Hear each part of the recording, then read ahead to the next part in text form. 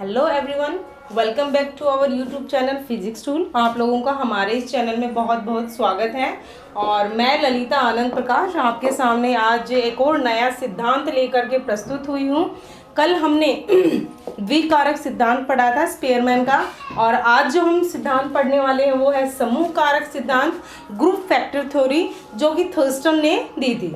तो आइए आज का टॉपिक हमारा शुरू करते हैं। इससे पहले मैं आपसे पूछूंगी कि कल का हमारा वीडियो आपको कैसा लगा। कमेंट करके आपने बताया, बहुत बहुत धन्यवाद। और आगे भी बताते रहिए, हमारा मनोबल बढ़ाते रहिए ताकि हम आपके लिए भी इससे भी अधिक मेहनत करें। तो देखिए, जो थर्स्टन का सिद्धांत है ये हम लिख रहे हैं।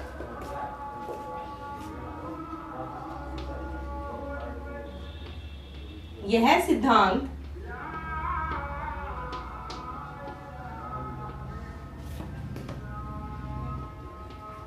नाइनटीन 1938 में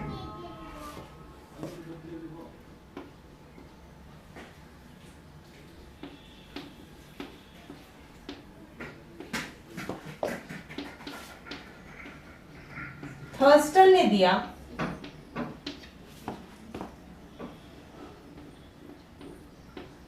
यह सिद्धांत 1938 में थर्स्टन ने दिया और उन्होंने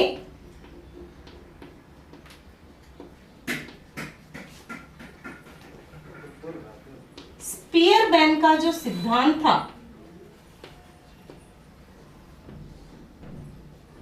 उन्होंने स्पियरमैन के सामान्य कारक सिद्धांत, जो कल हमने पढ़ा था, सामान्य कारक, जिसको हमने जी से इंडिकेट किया था,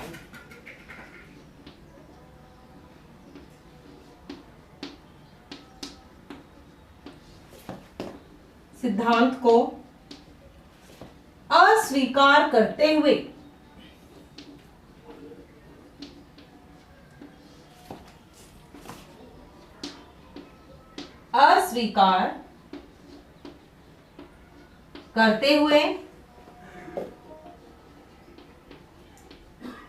बताया कि मनुष्य में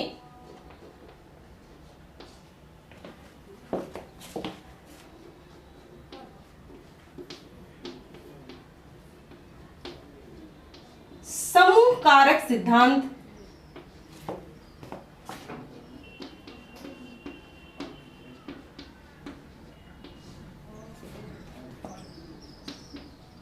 पाया जाता है।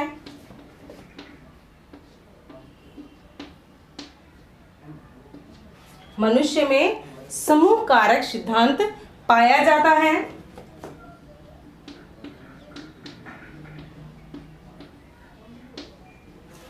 जो उसकी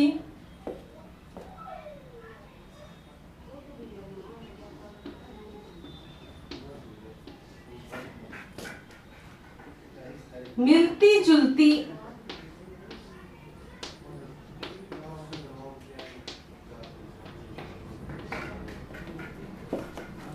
क्रियाओं का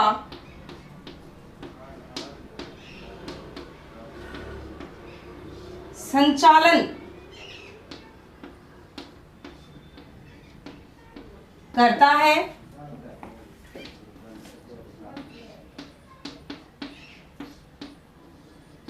जिसे इन्होंने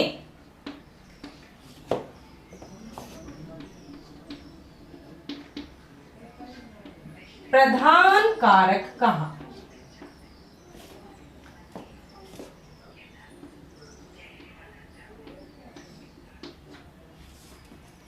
देखिए, पहले इतना समझ लें कि ये जो सिद्धांत था समूह कारक सिद्धांत, जिसे बोलते हैं ग्रुप फैक्टर थ्योरी, ये थर्स्टन महोदय ने दी थी। और थर्स्टन महोदय ने ये जो थ्योरी थी ये 1938 में दी थी। और उन्होंने कहा था कि कल जो हमने द्विकारक सिद्धांत पढ़ा था स्पियरमैन का, जिसमें हमने दो कारक पढ़े थे, एक पढ़ा था सामान्य कारक जो हमने स्मॉल जी से इंडिकेट किया था, एक हमने पढ़ा था विशिष्ट कारक जो स्मॉल एस से हमने उसको बताया था। तो उनका जो पहला कारक था सामान्य कारक जो स्मॉल जी है, यहाँ पे मैंने लिख दिया है, इस कारक को थर्स्टन ने अस्वीकार कर दिया कि इस प्रकार का कोई भी कारक मनुष्य में नहीं होता।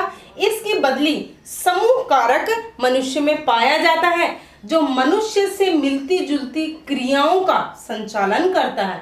यानी जो कार्य मनुष्य करता है उसके सहयोग के लिए समूह कारक उत्तरदायी होता है।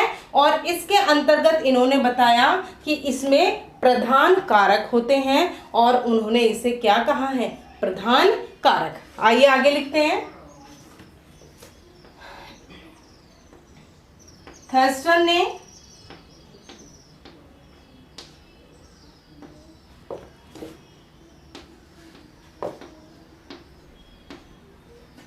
इन 7 प्रधान कारकों को, ये जो कारक हैं इन्होंने कितने बताए हैं, इन 7 प्रधान कारकों के आधार पर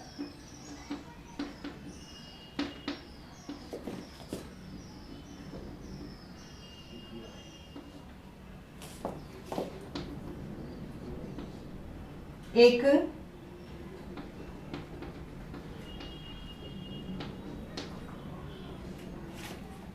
परीक्षण का निर्माण किया,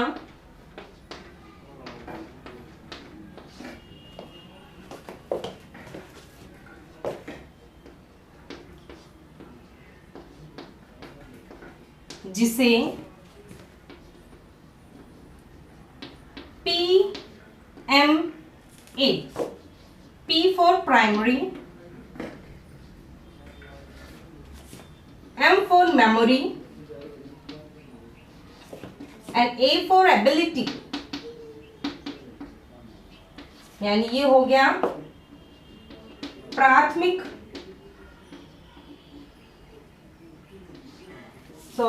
it's mental ability, M for mental, मानसिक,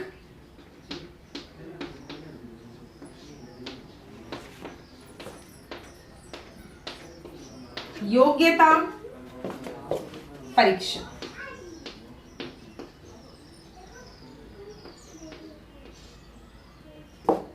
नाम दिया,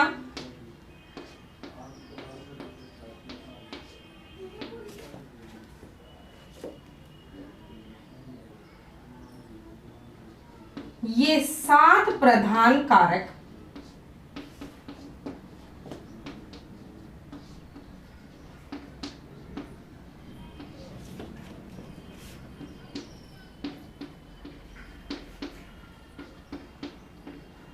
निम्नलिखित हैं,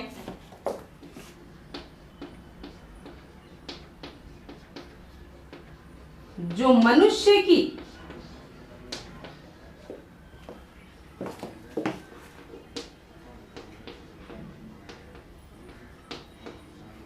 क्रियाओं का संचालन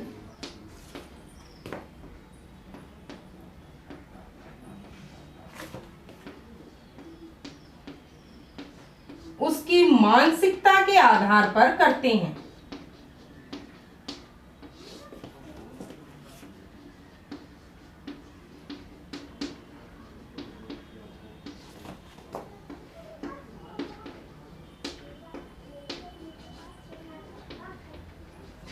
देखिए इसको समझ लेते हैं। थर्स्टन ने जो प्रधान कारक बताए थे, उन्होंने उन 7 प्रधान कारकों के आधार पर एक परीक्षण बनाया, एक परीक्षण का निर्माण किया गया, एक टेस्ट का निर्माण किया, जिसे उन्होंने PMA कहा है। PMA मतलब प्राइमरी मेंटल एबिलिटी, यानी प्राथमिक मानसिकता योग्यता। और ये एक परीक्षण है और इस परीक्षण के आधार पर इन्होंने कहा है कि मनुष्य की बुद्धि का परीक्षण किया जा सकता है, जिसमें मुख्य रूप से 7 कारक प्रधान होंगे, जो मैं आपको आगे बताने वाली हूँ। ये जो 7 कारक होते हैं, इन 7 कारकों के आधार पर मनुष्य जो क्रियाएं करता है, जो जैसा मनुष्य होगा वो अपने आप से संबंधित जो क्रियाएं करेगा वो उसकी मानसिकता के आधार पर करेगा, जिसमें से वे 7 कारक उसके लिए उत्तरदायी होते हैं। अब देखिए कि ये जो प्रधान कारक हैं इनका हम एक एक करके वर्णन करेंगे और उसको समझेंगे।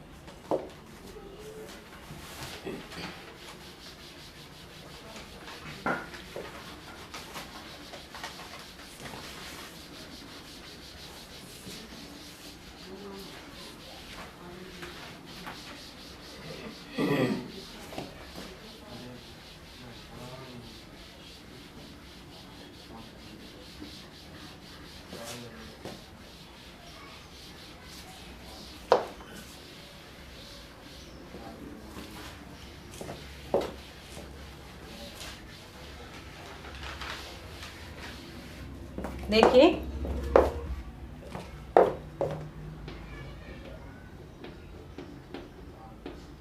सात प्रधान कारक।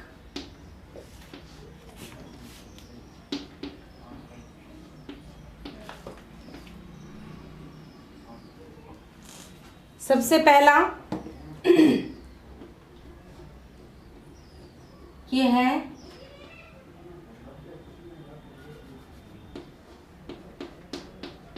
शाब्दिक अर्थ, जिसको हम बोलेंगे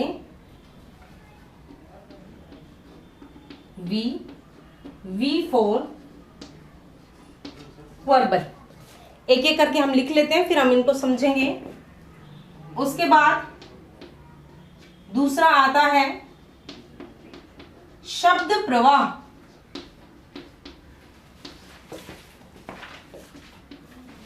जिसको हम W से इंडिकेट करेंगे। इसका अर्थ है वर्ड फ्लुएंसी।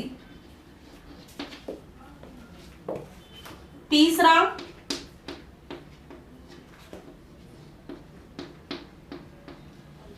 आंकिक,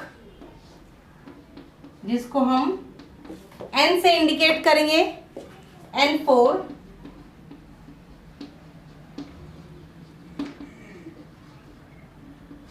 न्यूमेरिकल। चौथा आएगा तार्किक, इसको हम R से इंडिकेट करेंगे, दैट इज रीजनिंग।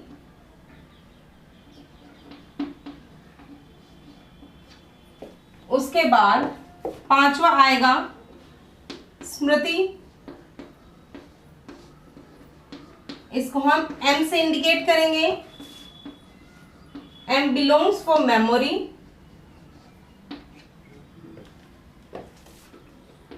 छठा आएगा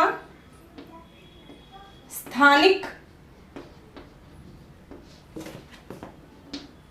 ये S फॉर स्पेशल। ये कितने कारक हो गए? 6 हो गए। उसके बाद सातवां कारक आएगा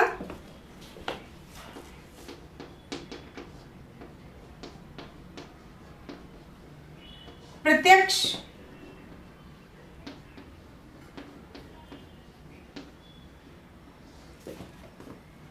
ज्ञानात्मक गति, ये P से इंडिकेट करेंगे इसको। इसका अर्थ होगा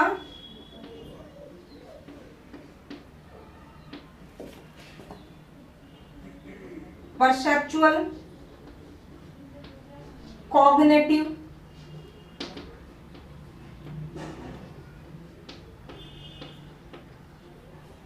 स्पीड।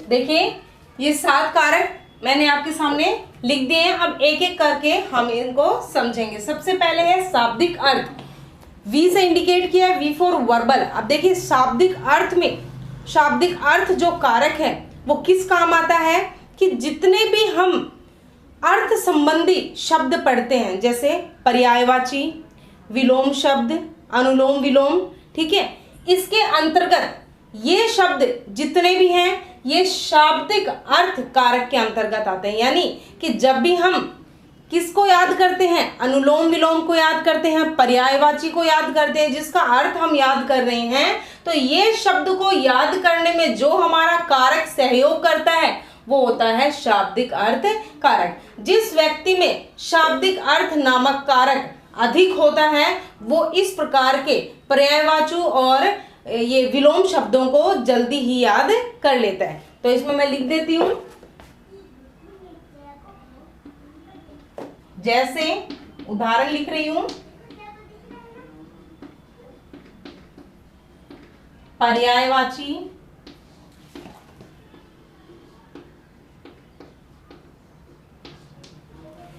विलोम शब्द आदि। यानी इस प्रकार के शब्दों को याद करने में जो कारक सहयोगी होता है वो होता है हमारा शाब्दिक अर्थ कारक। दूसरा आता है शब्द प्रवाह। शब्द प्रवाह का अर्थ है वर्ड फ्लुएंसी। इसका अर्थ है कि कितनी देर तक बिना रुके हम शब्दों का प्रवाह कर सकते हैं।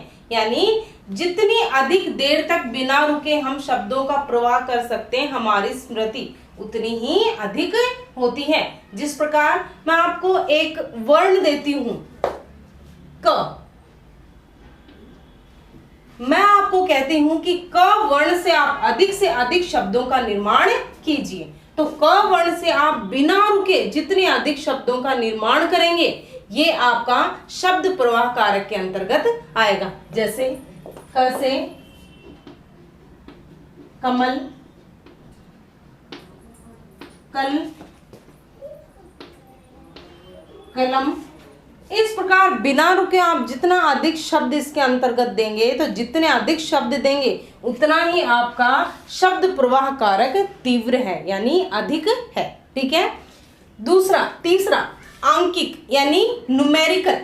आंकिक का अर्थ है जो आपकी गिनती वगैरह आते, जो अंक आते हैं वो इसके अंतर्गत आएंगे। तो इसमें मेरे को लिखने की आवश्यकता नहीं है। जितने भी अंक संबंधी आपकी स्मृति होती है वो आंकिक के अंतर्गत होती है। आंकिक कारक जिस व्यक्ति का अच्छा होता है, अधिक होता है, वो व्यक्ति गणित में उतना ही पारगम्य होता है, उतना ही अधिक इंटेलिजेंट होता है, बुद्धिमान होता है। ठीक है। उसके बाद आएगा तार्किक, रीजनिंग। रीजनिंग के अंतर्गत भी आपको पता है कि रीजनिंग के अंतर्गत तर्क वितर्क दिए जाते हैं। एक चीज का दूसरे चीज से संबंध दिया जाता है, उन संबंधों के आधार पर क्या करना पड़ता है, उन संबंधों के आधार पर हमें प्रश्नों को हल करना पड़ता है। तो वो आ जाएगा रीजनिंग में। आप बेसिकली जानते होंगे, पीछे मैंने आपको पढ़ाया भी, इसके अंतर्गत क्या आएगा। उसके बाद है स्मृति, मेमोरी। मेमोरी स्मृति जो होती है वो किसी चीज को याद रखने के लिए होती है। ठीक है। याद रखने के लिए कुछ भी हो सकता है।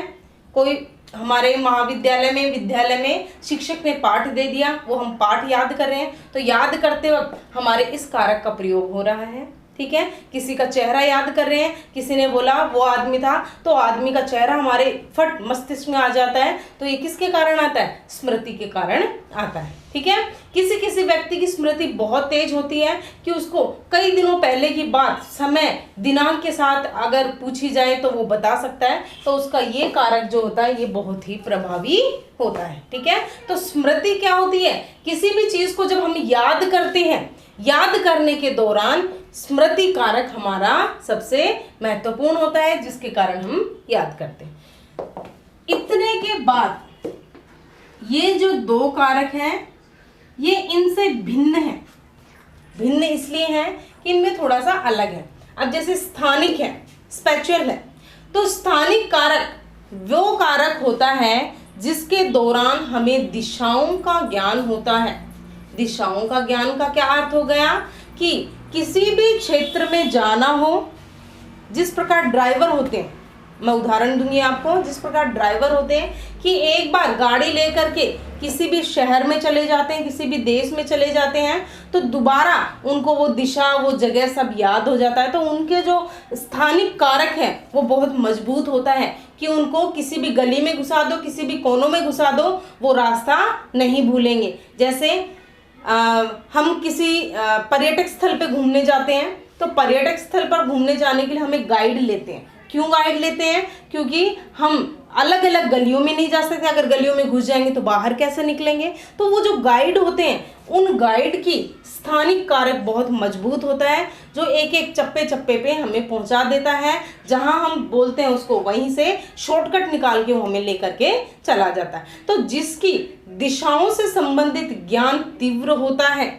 उसका स्थानिक कारक मजबूत होता है। जैसे फॉर एग्जाम्पल हम बोलेंगे कि फलाना फलाना इंस्टीट्यूट कहाँ है, ठीक है। तो एक आदमी से आपने पूछा कि मेरे को इस इंस्टीट्यूट में जाना है, मेरे को रास्ता बताइए, तो वो बोलता है सामने जाओ, सामने से दाएं, दाएं से सीधे चले जाओ, दाएं से फिर बाएं मुड़ जाना, बाएं मुड़ करके सीधे जा करके दूसरी गली में, ठीक है। अगर आपका स्थानिक कारक अच्छा है तो आप उसके बताए हुए रास्ते को याद करके, कि पहले उसने सीधा बताया था, फिर दाएं बताया था, फिर सीधा जा करके बायां बताया था, फिर सीधा जा करके दायां बताया था, तो आप सीधे चले जाओ। अगर आपका स्थानिक कारक बढ़िया नहीं है तो आपको दिशाओं का भ्रम हो जाएगा और आप सही जगह पर नहीं पहुंच पाएंगे।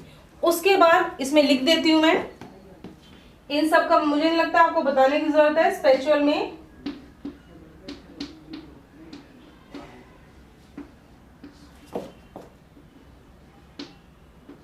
दिशाओं का ज्ञान समझने में काम आती है।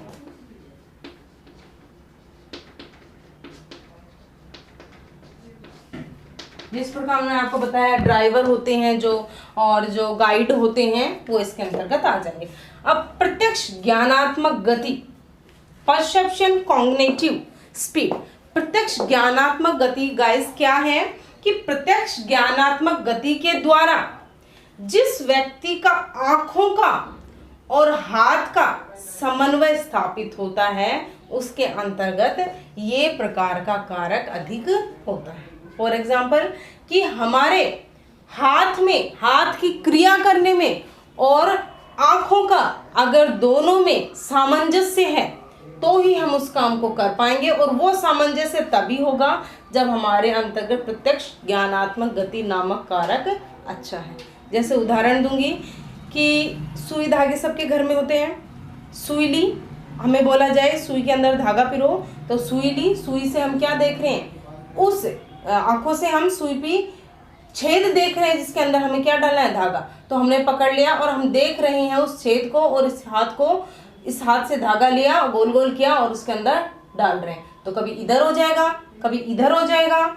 जिस व्यक्ति के अंतर्गत प्रत्यक्ष ज्ञानात्मक गति अच्छी है और आंखों का और हाथों का समन्वय बहुत बढ़िया है, वो व्यक्ति एक बार में ही धागा पिरो देगा, उसको अधिक समय नहीं लगेगा। तो ये जो कार्य होते हैं जिसमें हमें अपने आंखों का और हाथों का समन्वय स्थापित करना होता है, इनका अच्छा संबंध होता है, तो उस कार्य को करने में हमारा जो कारक है प्रत्यक्ष ज्ञानात्मक गति कारक काम में आता है। तो गाइज आई होप कि आप लोगों को आज का मेरा जो वीडियो है जिसमें हमने समूह कारक थर्स्टन द्वारा पढ़ा है, ये आपको अच्छा लगा होगा, और कमेंट करके हमें बताते रहिए कि हमारा वीडियो आपको कैसा लगा। इसमें बहुत सारे क्वेश्चन पूछे जाते हैं कि समूह कारक जो होता है, समूह कारक सिद्धांत जो होता है वो किसने दिया, थ्रस्टन ने दिया, कब दिया, 1938 में दिया। इसमें कारकों की संख्या, प्रधान कारकों की संख्या कितनी है, तो ये है 7 कारक। और दिशाओं का ज्ञान समझने के लिए कौन सा कारक काम आता है, तो स्थानिक कारक काम आएगा। ये सारे इस प्रकार से घुमा फिरा करके क्वेश्चन पूछे जाते हैं, और आई होप मैंने आपको एक एक चीज़ बता दी, और इसमें से अगर आपके क्वेश्चन आते हैं तो आप कर लेंगे। और अंत में मेरी हमेशा की तरह रिक्वेस्ट रहेगी कि हमारे चैनल को लाइक, शेयर और सब्सक्राइब ज़रूर करें, और आने वाले वीडियोस आपके लिए हम हमेशा तैयार रखेंगे। जय हिंद, जय भारत।